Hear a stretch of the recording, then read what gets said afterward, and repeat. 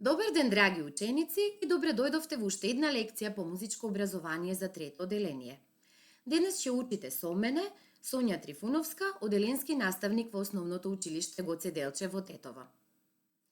Денешната лекција мислам дека ќе ви биде мощна и интересна, затоа што она што ќе го учиме во неа ќе може да го искористите во секојдневниот живот. Поточно, кога одите на семени веселби или пак некакви свечености. Сега сигурно се мислите за што ќе учиме. И веднаш ќе ви открием. Ќе учиме за едно народно ора. Народните ора се дел од народниот музички фолклор. Сигурно веќе вие сте играле некој народно оро, може би го знаете правото, но денес ќе ги учиме чекорите на народното оро кое се вика бувчанско оро. Кои се целите на денешниот час? Да ги усвоиме чекорите на народното оро и да го изведуваме со точен ритам и да имаме правилна ориентација во просторот додека го изведуваме народното оро. Сега, најпрво ќе се забавуваме. Ама и ќе научиме некои поими кои се важни во народниот музички фолклор. Додека го решаваме крстозборот, ќе ги гледате илустрациите кои се наоѓаат под крстозборот, за да ви помогнат да ги откриете поимите. Дали сте подготвени да започнеме? Почнуваме. Број 1. Народен музички инструмент. Погледнете ја добро илустрацијата под број 1. Кој народен инструмент е тоа? Така е, ученици. Тоа е кавал. Број 2.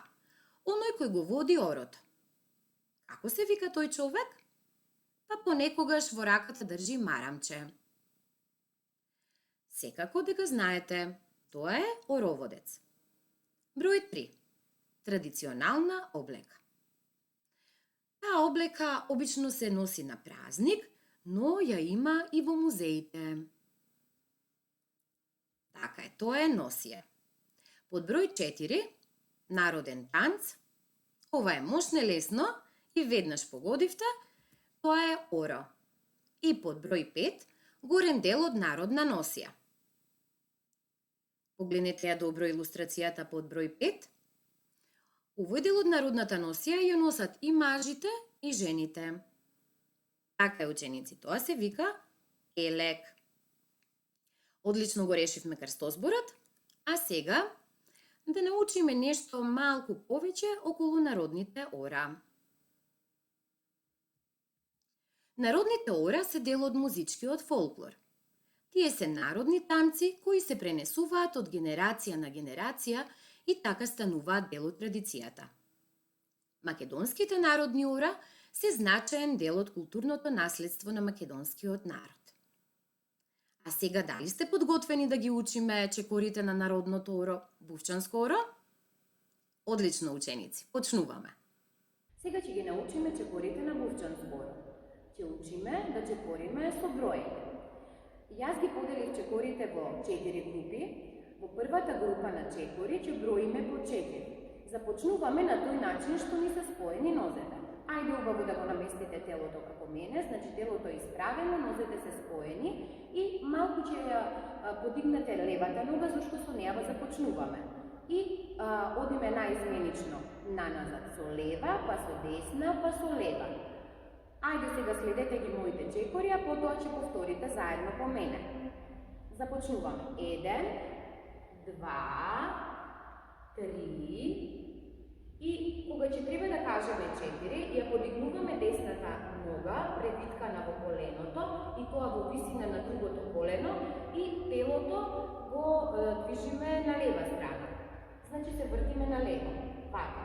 Ајде уште еднаш да ви покажам, па потоа ќе пробаме заедно. 1, 2, 3, 4. Ајде сега да пробаме заедно. Дали сте подготвени? Започнуваме. 3, 4. 1, 2, 3, 4. И уште еднаш да пробаме. 3, 4. 1, 2, 3, 4. Сега преминуваме со вториот дел на чекори. Ногата ми е подигната и превиткана во коленото. Сега со таа нога, значи со десната, одиме